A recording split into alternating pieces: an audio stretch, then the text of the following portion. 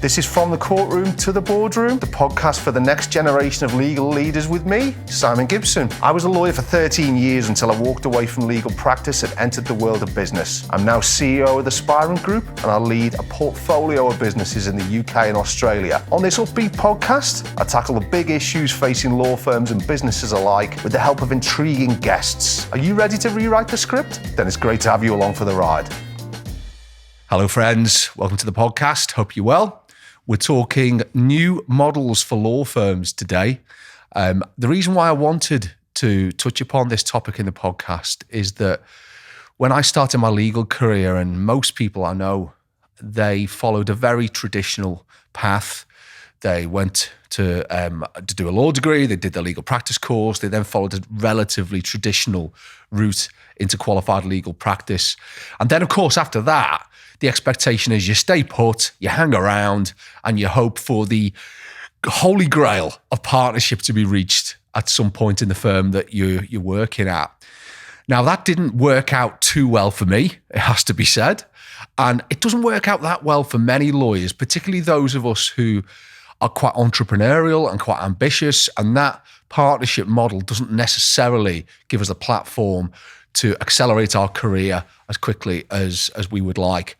And in recent years, we've seen both in the UK and internationally a number of different models emerge which allow those more entrepreneurial lawyers to get from where they are to where they want to get to quicker, more lucratively, and perhaps to practice in a way which is more flexible and more in accordance with how they see their career going. So I'm really pleased to welcome to the podcast Tom Allen today. Tom Allen is a partner at Carbon Law. Carbon are one of those new type of legal models that I've mentioned, which are giving their people the platform through which to develop their own practice whilst enjoying some of the benefits of being part of a structure which already exists, already works, and a brand which is already recognised by target audience. So Tom is actually an old mate of mine. We went to university together. So it's going to be a really, really great chat. We're going to be covering a number of things. We're going to talk about the pros and cons of the traditional partnership model, what it's good for, where it becomes frustrating. We'll then be moving on to some of these new structures that I've mentioned. Looking forward to hearing more about Tom's experience at Carbon Law, what they're doing well, and of course, what the future holds. And then finally, hopefully we'll get a chance to talk about some tips for the next generation of entrepreneurial lawyer, because that's who this podcast is for. So without further ado, sit back and enjoy my talk with Tom Allen of Carbon Law about new legal models. Tom, welcome. Thanks for doing this. No, thanks, Simon. Thanks for the invite. You're very, very welcome. So I started, like yourself, my legal career in a very traditional way. I did my training contract and I then went through a number of years working at two law firms before deciding that route into partnership wasn't for me. You obviously now partner at Carbon Law. Very excited to hear what Carbon Law is all about and how it's helped you move forward with your ambitions. So tell us, how have you got where you are now?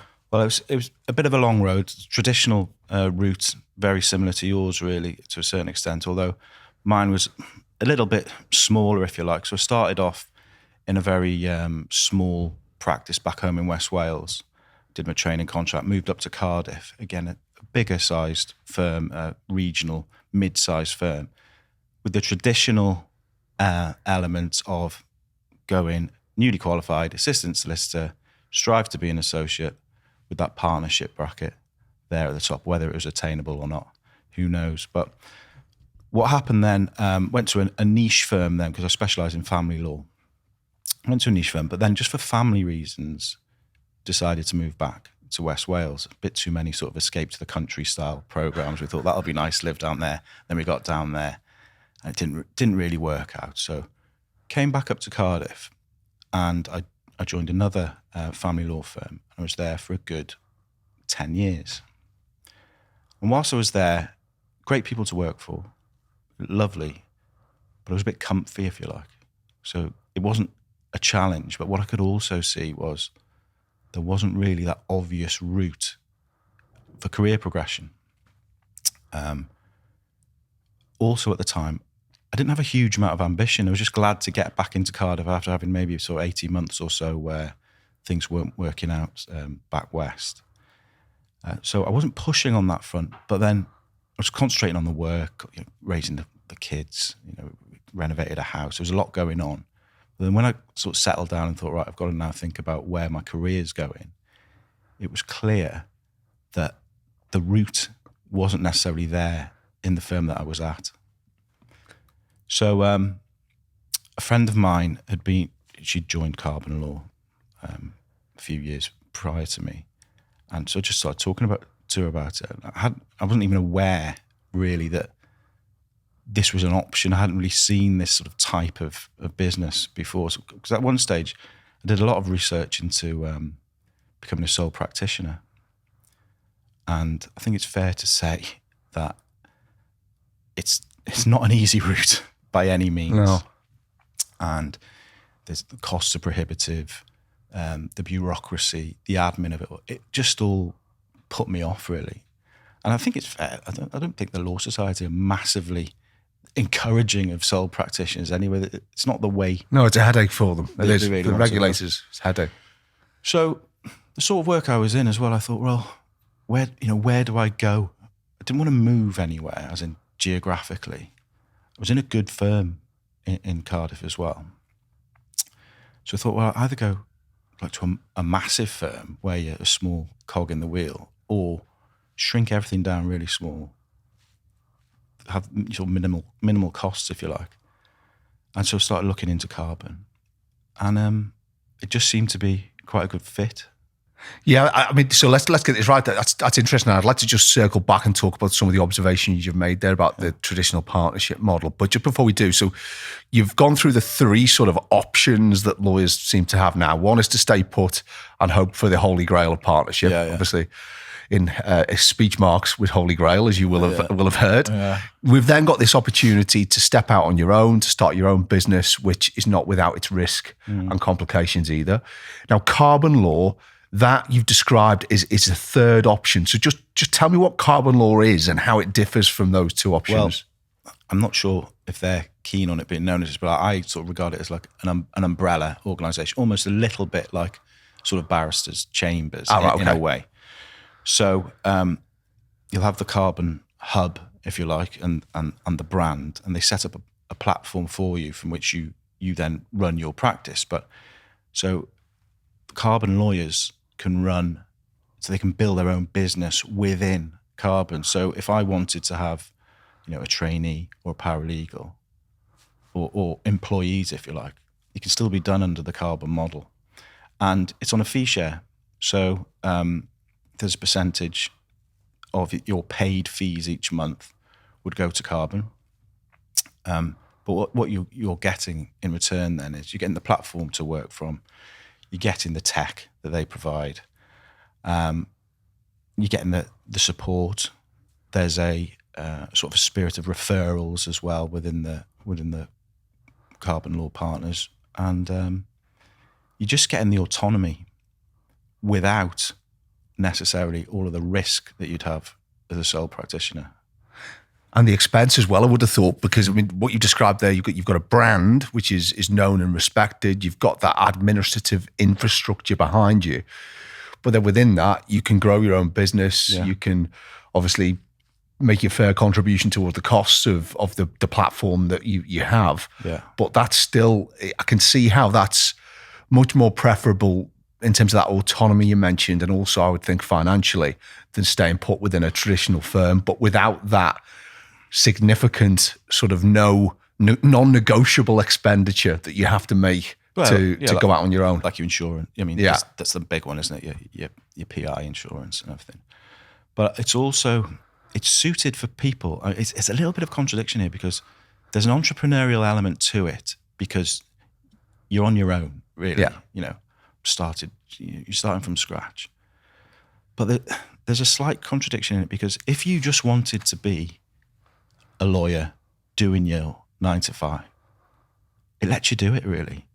Whereas if you're going to be a sole practitioner, for argument's sake, you've got to have that business acumen and also that time to set that up by yourself and to dedicate yourself to that. Whereas here, yes, you are still in control of your business, but if you wanted to, you can just carry on and say, well, that's my caseload, I'll get on with that. You know, you're not worrying about the insurances, as I said, and all you're concentrating on is, it gives you time to concentrate on your clients. Whereas I suspect if I'd had a situation where I'd set up my own firm, the amount of admin time I would have to set aside, just eat into the time that I could be putting aside for the clients. Totally. And I mean, you mentioned something else there about the sort of culture element of it, that you can sort of set your own culture. Let's wind back to this issue of traditional partnerships that exist in the legal profession, and perhaps the good and bad elements of those. And I mean, just from a cultural perspective, first of all, if we think about just a traditional law firm, one of the features I encountered was that within that sort of organism, if you like, you have different commitments to work, to working hours, to performance. And when you put that within a group of people, if it's a group of lawyers, associate solicitors, or partners, that inequality of effort can breed a fair bit of politics, sometimes some frustration and some contempt as well in its worst point. Did you get any experience of that when you were back in your previous firms?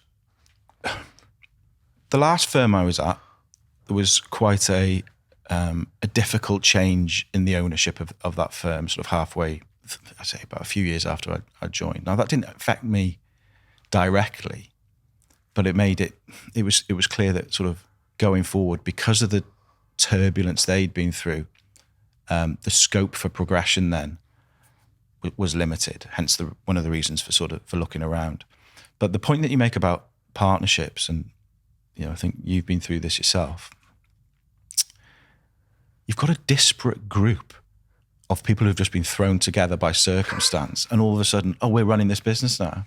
Whereas in the true sense of a partnership, you'd want it almost to be like a marriage. That, I know you so well and trust you so well, I'm happy to go into business with you. If you've got a burgeoning business that's bringing in partners, who are you?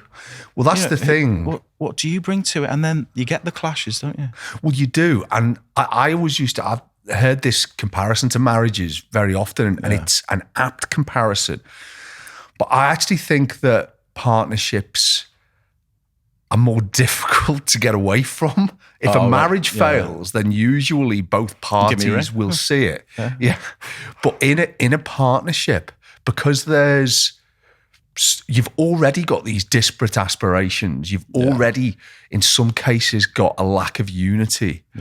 But it won't necessarily be in all of the partners' interest to go their separate ways. No. So when I had my experience in a partnership where it went badly wrong, how many were in that? Was it? Well, in the end, just through circumstances, the equity partners in the firm whittled down, and in the end, there were only two of us. We fell out badly. And with the benefit of hindsight, that I wasn't blame free at all in that scenario, and very rarely in any sort of relationship breakdown would it be all one party's fault. But when it hits the buffers, the problem is that there's not just money involved, there's reputations involved, there's egos involved. And it makes it very difficult to get out of in a way which suits all parties. So even if you hang around at your firm for long enough and you get partnership, the idea that this is some sort of, euphoria and that you've made it and that you're now in a position which is, is where you've always wanted to be, isn't necessarily right. Well, it's in a way, if you take again, this is all hindsight, because obviously when we started, I'd say if you asked a lot of the people we qualified with, they'd be saying, well, what's your aspirations? I want to do this and this, and I want to be a partner. A partner of what? What are you, who are you going to be with? What's the business going to look like by the time you reach that level? What you're actually aspiring to? And so I can remember, when I went back west to a firm for 18 months or so, the amount of time that the partnership meetings took within that business, big old business, 5 offices, 5 receptionists, everything that comes with it, all the admin and that comes with it. Taking the eye off the ball from, well, we could be doing some work here and sort of minimize it all. I just thought, even if I stayed here, I was heading up a department at the time. Some partner there was on sabbatical, so I was sort of getting a taste of what a partnership is like without having the commitment. It was quite a good experience, actually. But I thought, well, I wouldn't necessarily want this, even if I'm offered it. And that's not, you would say that, wouldn't you, because you weren't offered it. But it's genuinely thinking, is that it? Well, that's right. I mean, if that's what you've got to look forward to, then there's got to be some sort of attraction to that. I mean, my experience of this is when you do get someone saying, if you ask the question, what are your ambitions in your legal career? And they do say, I want to be a partner at this firm. They'll usually fall into 3 categories. The first is you do get a percentage of people who genuinely love their firm. They love their brand. They love the people they work with. They like the culture, and they generally want to be part of the leadership team for that particular business, and fair play to them. I think they should pursue that. I think they're the minority. I was going to say, how many of them are there? Well, exactly. I think the 2 more common relate firstly to status and secondly to money. And there's nothing wrong with either of them. But I think it's a mistake to think that just hanging round and then getting a word changed on your business card actually delivers either of those things. Because one of the things within a partnership is, as you rightly say, you're moving into a situation where the investments in the business infrastructure are not something you've had an influence over. And that could mean that once you've got your feet under the table and you start getting to grips with the accounts of the practice, you might think, well, have we got these 5 offices? Why don't we centralise anything? Why do we have these endless meetings when we could be fee earning? Try changing that as a new partner in a business is not easy. Well, you'd have the seniority thing, even though you might be in as equal partners. If you've got Mr. Jones, who's been there for 50 years, he's going to have the main say, isn't he? Because there's cultures there within partnerships, isn't there? This is how we've always done it. And yes, you might be invited on and you're on board and with that notional idea of, everyone's got a say. But in reality, how does it always pan out? But I mean, look, we're having a bit of a downer on the structure. It's not all bad. No. I mean, I'm talking it from a perspective of small to medium-size firms.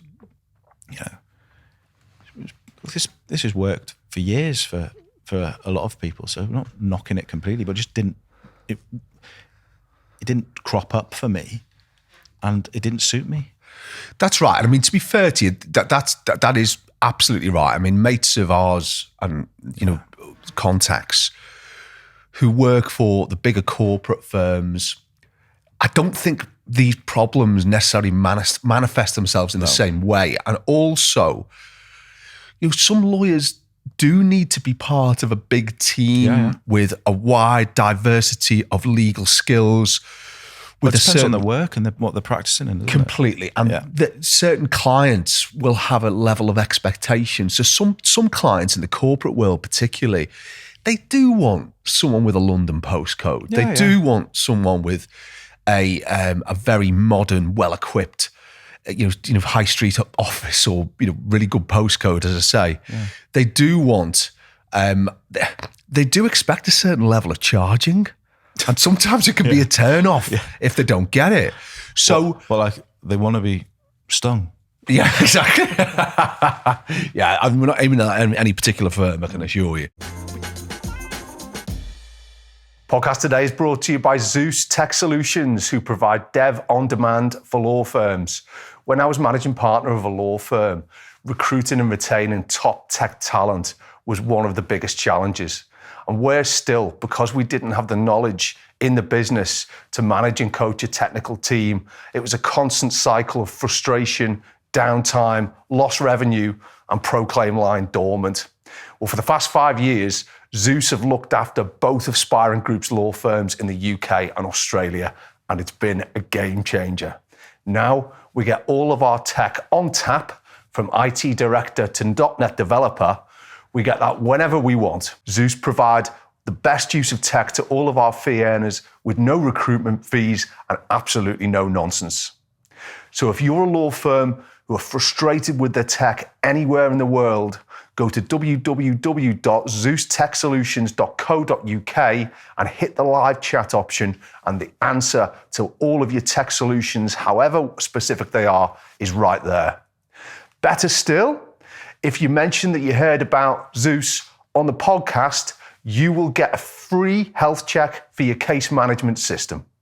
So that's Zeus Tech Solutions, dev on demand for law firms. And now on with the podcast. But yeah, I mean, the clearly it's not all bad, and I think a lot of the symptoms we're talking about, they tend to relate to, as you say, small and medium-sized practices, and also I think the larger firms, they get a better idea of how partnerships work well, and that things like succession planning are done with a little more sophistication. I mean, that succession planning, that can be a real problem, can't it? Because when you've got Mr. Jones, you mentioned, he's an absolute arsehole, isn't he? If you've got someone who's been in practice for 50 years and they've got one eye on retirement, the last thing they're going to want is some ankle biter like you and me coming into the partnership and saying, we're not that young, dude. And saying, can we have 50 grand for a new IT system? Yeah, exactly. So it's that diversity of life choices, that diversity of career progression that can get in the way of good business decision making. Yeah, I think that's right. And I think it's so sort of bespoke to every single firm, because all partnerships are different, aren't they? It's the dynamics of the characters of who work there. So like my last firm, absolutely love the people who I work with. They're great, never any issue. But you're just thinking, well, is this it now? I'm sort of left to my own devices to an extent. And then within that, almost by default, I'm looking at the new cases coming in and they're referred to me. So thinking, I'm building up my own practice here within this existing firm. So that was even more of an incentive then to think, well, how can I sort of move on and do this and take a bit more of an entrepreneurial stance about it, see what I can do for myself. So let's move on to that then, because let's talk about this point when you made the decision to move into business of your own accord. Obviously, I know you were like me around that time, had a young family. Yeah. Obviously, you'll be looking to the future in terms of your own planning. How were you at that point in terms of just your well-being? Were you content? Were you feeling down about the situation? Was it that emotional issue which also compelled you to look for a more ambitious career path for yourself? I think I was in a bit of a rut, which is sort of fair. I think my wife would say that as well. Say, look, you're not enjoying your work, sort of thing. But there was an element of contentment in a strange way as well, because it was so comfy just to go in, do the work. Yeah, okay, you might need to work a little bit in the evenings, but not flat out. That there wasn't an incentive to go, or to look around. But I thought, well, I've got to do something now, because that avenue seemed to be closed off to me. So then it comes back to the issue of entrepreneurship and lawyers. It's a bit of a clash, isn't it, really? Because we're usually quite risk averse, and I was particularly cautious and thought, well, but if I don't make this jump, it's going to be another 5 years down the line, where am I going to be then? So I thought, well, I've had to do it then, really. So it was risky. It paid off now. Well, I'm glad it did, because it resonates with me, this, insofar as, I was in a situation where I really had to move on. Right. Where the partnership had become so toxic, where I basically had no option, and it was just about finding a way to exit in as smooth and as satisfactory a way as I possibly could. But I do remember that there were times where there was real concern, real anxiety, some doubt, Did you ever have any moments when you stepped away from that, comfy, salary goes in at the end of the month type scenario, into where you're basically starting and building from the ground up? How were you feeling in the early days when you joined Carbon Law? Pretty tense, to be honest. Yeah, it was a leap of faith. I did have a massive sort of boost really right when I started, in as much as, because I had such a good relationship with my old firm, when it came to leaving, they were quite relaxed and open about a fair few of my existing clients coming with me. Oh, okay. So, to be fair, the clients were given the choice, and if a lot of people are sort of midway through litigation, so it's not blowing my own trumpet, it's just people don't want to move then, do they? They'd rather just have the consistency. So what helped then is I wasn't from complete scratch from a client base. Right. So I'd had, I must have had about maybe 15, 20. So I could hit the ground running and start. So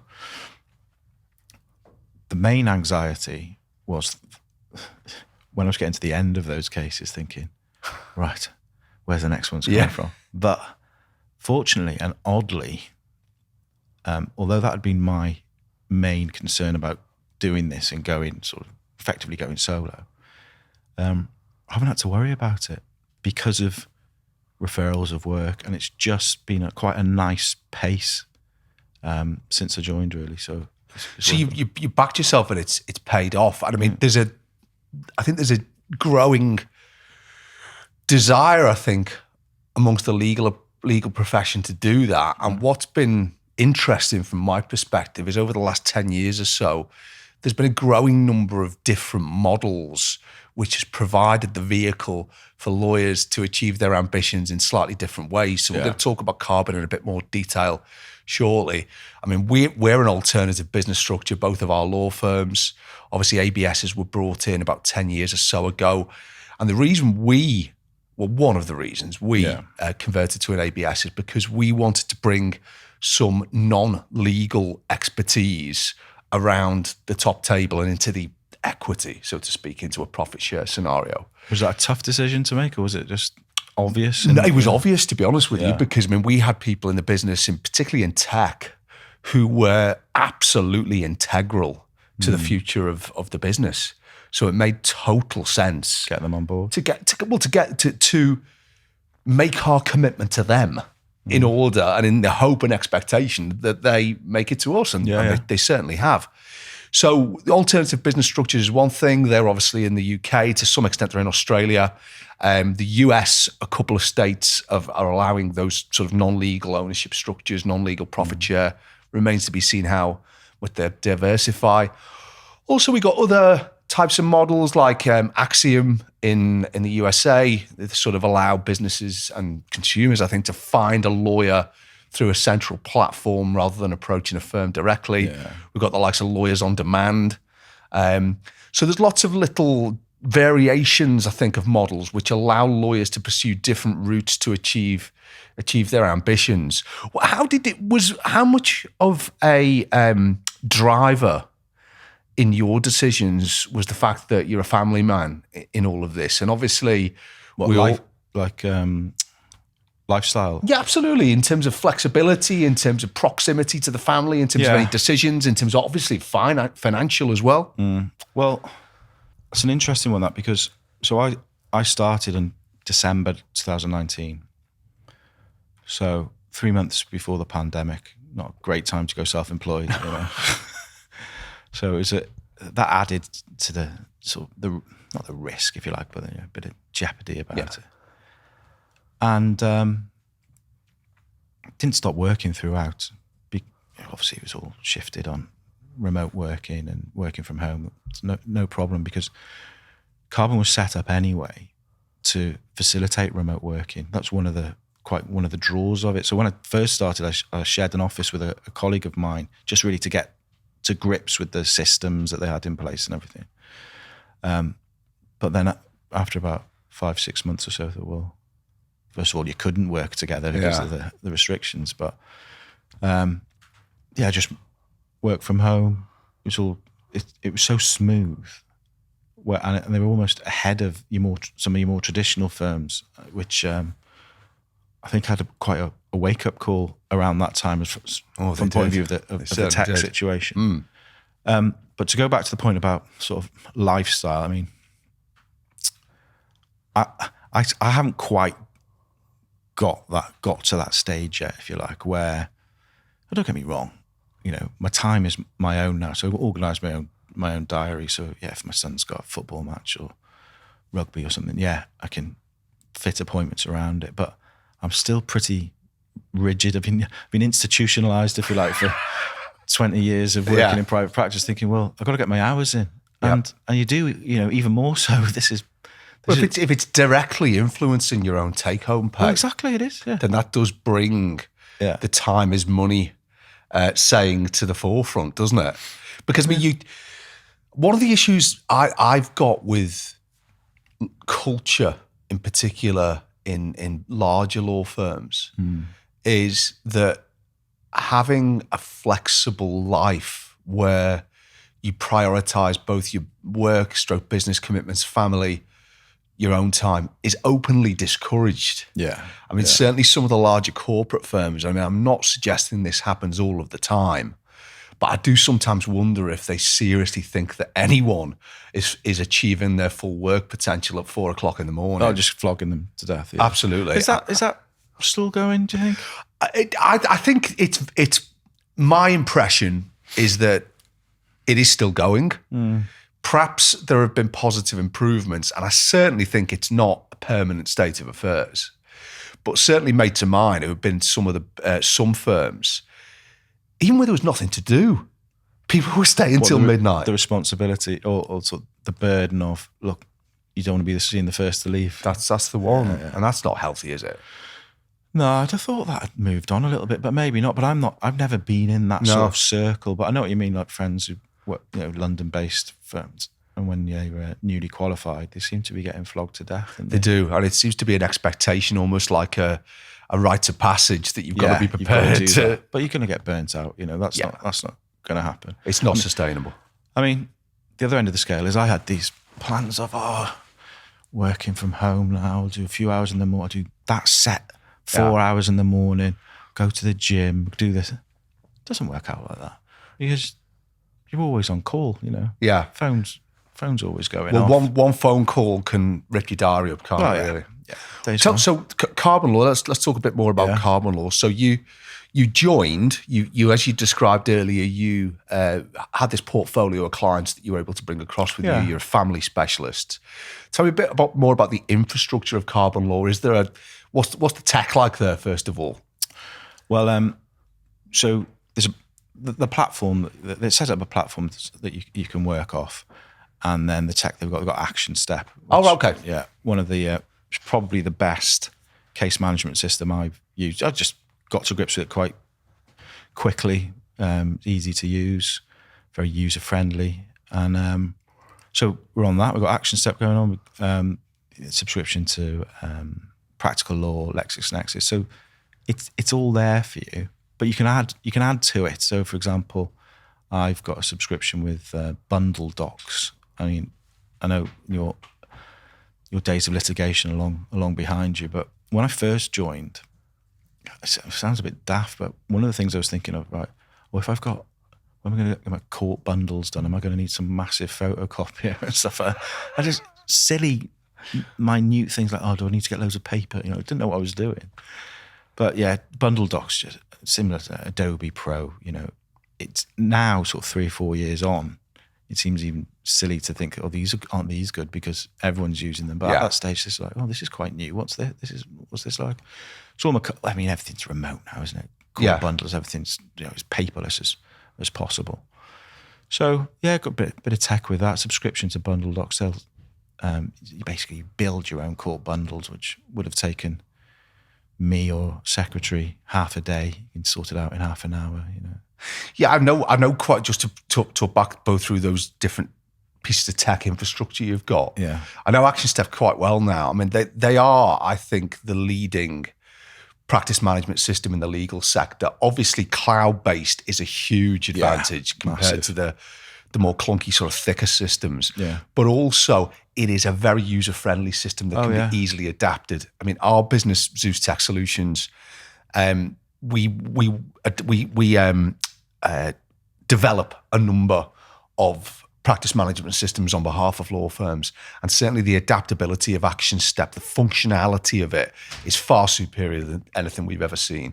And the other thing I like about it is the pricing of it is so much more flexible, and frankly, it's a lot less aggressive than some of the other practice management systems who are like playing license wars, and the only time they want to contact you is when they tell you you've got to buy another dozen licenses. What I found with other systems was, like you get a computer or a phone and you're just using the basics. It's like that with case management systems was, there's my list of clients, there's my time recording. But there's loads of layers behind it that you're just not making any, you're not getting your value for it. Whereas Action Step, just within a few days, thought, this has got it all sorted, Yeah, I'd recommend it. I would. Yeah. So then in terms of the, you mentioned the fact that the clients have kept coming in for you. Yeah. I mean, to what extent have you had to get yourself out there, get involved in marketing? Not as much as I should have, if I'm being blunt. In some way, it's a good problem to have because I haven't had the time. What I found from work that's come in, it's all just referrals from people who've known previous clients. So if you do the work and just keep it churning over, you get your reputation, and then that's where you get the work in from. So, it's very difficult in my line of work anyway. You say, put yourself out there, Well, family law tends to be a bit of a crisis purchase, doesn't it? Yeah. It's not really repeat business unless you're very unlucky. So it's just about sort of being there, if you like, as a constant. So I've been, apart from 18 months, 2 years or so back west, been in Cardiff for about 20 years now, you see. So if you're known, for example, by barristers chambers, they want to refer people onto you. It's just about longevity, if anything, I think, really. Yeah. And in terms of Carbon being an existing brand, an existing business, which has facilitated this step you've made into your own business. Yeah. To what extent is there an infrastructure? Do you have meetings with your fellow partners? Are you involved at all in strategy direction for the Carbon brand? Are you clear on what the business plan is? It's quite an open approach on that basis. So they'd have quarterly partners meetings, but they're more sort of like open discussions about a lot about sort of cross referrals, and certainly at the start when I joined, it was a case of getting to know what everyone does. So if I do have a client with other legal needs, I know just to point them in the right direction, to my colleagues. There's a sort of an open atmosphere, if you like, in that regard. It's quite healthy. And is it a situation whereby the different partners, do you feel there's a sharing of a particular ethos, or is there a recognition that everyone is effectively paddling their own canoe, and that the support is there, but that you can dip into it to what extent you want? I think that's quite that would be an interesting question for the chief exec to answer, really, because I'm sure he'd have a view that the whole idea is that we're all on that one ethos. But I think it's tricky because you are all sort of separate, not sole practitioners, but separate consultants, if you like. But as long as you're aware of what everyone else is doing, and you've got good working relationships with them, well, they should be your first port of call, really. And you're right, and it's difficult anyway. I mean, it's difficult even within one business. I mean, ours is a group, and because my 4 other business partners, we've worked together for so long, we've been through such a lot together. we have clarity on where we want to take the group, but there are undoubtedly times when we've got to sit down and stock take and make sure we are all on the same page. Yeah. And again, back to partnerships, very rarely do you get a group of partners who are all committed to a particular set of values or vision or a particular business ethos. There's usually an element of rubbing along together and making decisions, challenging one another, making improvements on the hoof. It's never easy. No, well, I've never really been in that situation because it wasn't ever, a partnership, but I can imagine that's one of the sort of the frustrations of it. But I think the trap that it can fall into then is you can almost dwell too much on that. Yeah. And then it becomes like a burden. So when I was at the firm back in West Wales, where I was sort of acting partner for a while, again, great people, but the effort they were putting into coming up with a vision for the business, it was so many. I'm just talking hours and manpower, if you like, and it's great if it comes to something. No, that's a very successful firm, but I don't know if I could be bothered with it. I know it sounds harsh, but it's like, well, we've talked about that now. Let's just get on with it. Well, that's the thing. And you mentioned before about long meetings. I'm a huge detester of huge agendas, moving from item to item. Yeah. And then that the next month, the same item will be on the same agenda and it will have been pushed back. Yeah. I always think every item that's on an agenda has to be the subject of a decision and then you move on. And that to me is the problem with a meeting culture, which can develop. This is sort of one of the advantages for me is it's just me. So I don't have any of it. Have you ever had a meeting with yourself? Yeah, it didn't go well. We better start thinking about wrapping up. And like we always try and do on the podcast, let's think about some of our top tips to anyone who's watching or listening and is thinking, do you know what? I'm stuck in a bit of a rut myself. Yeah. And maybe I need to think about either change of firm, maybe I need to think about looking at my own business or looking at one of these new emerging legal models such as carbon. If you were going to give, say, 2 top tips to someone in that position, what would they be? I think the first one would be to manage your own expectations, which is, think about where you want to be. It doesn't have to be linear. Routes go all over the place when you're making certainly a career in law. And then the second one is just think about all the options open to you. Some of these don't fit. For example, I think if I'd have gone to carbon or an arrangement like that when I'd been, say, 5 years qualified, but it might have been a bit more of a struggle. You haven't built up maybe the reputation, you haven't built up the client base. I think it'd be tricky. So it isn't for everyone. The traditional arrangements that we've been talking about, there's a reason they've been in place for so long. Because that's true. On the whole, maybe they do work for some people. But I think with these emerging platforms, something to be said for having a bit more autonomy, not being reliant upon colleagues, basically other people. Just take responsibility for yourself, and that was the way I chose, really. What about risk? We've touched upon this. Yeah. There's stepping away from a traditional legal career. Yeah. Carries risk. What's your thinking there in terms of anyone who is feeling anxious about that risk? I think something I'm sort of struggling with a little bit is you've almost got to get used to the anxiety a little bit. Not horrible anxiety. I'm talking about a little bit of the uncertainty, because you are out of your comfort zone. You go into that. You mentioned about you got your paycheck every month, and you know what it's going to be. Well, bottom line is you don't. It could be up and down if you've had a fallow month or you have a bumper month.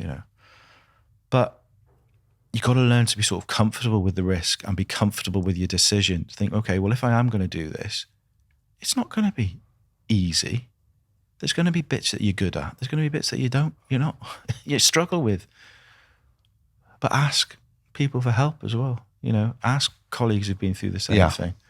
Or, from an entrepreneurial position, it's almost a bit, compared to what you've done, this is a small move, going just from a practice to a platform like this. It's nothing like the entrepreneurial steps you've taken, but I'm sure you had to ask for help and had to look around. Well, definitely, and I agree with what you said there about getting familiar with the constant risk which exists. And what I always say to people who ask me this question is, stepping out on your own into your own business, there are some risks which will not go away. Yeah. They will always be there. Yeah. But ignoring them and accepting a rut or moving into your own business and pretending those risks aren't there is not the best strategy. No. In my opinion, what you do is you must focus upon mitigating that risk. You must keep looking at it. And what happens is, it doesn't mean the risk gets less. But you live with it. You get braver. Yeah. And once you get braver, that's when you're in a position to sort of attack the problem, to plan to avoid it, to challenge it, rather than accepting a rut, because I think that's where the biggest risk is, in just allowing 5-10 years to slip by and to have regrets. And I've got to give you that compliment, Tom, that I think you made the right decision for yourself. I'm so pleased to hear it's gone well. Fair play to Carbon Law as well for providing that platform with some really good tech through Action Step. And where, as they've said on the website, they're providing the environment for entrepreneurial lawyers to flourish in their own business. So fair play to Carbon as well. That's right. But we're reaching the end of the chat. Really enjoyed your company, Thanks, Simon. as usual. Cheers. Thanks for coming on. I hope everyone viewing and listening has enjoyed it. And we're going to see you next time on From the Courtroom to the Boardroom.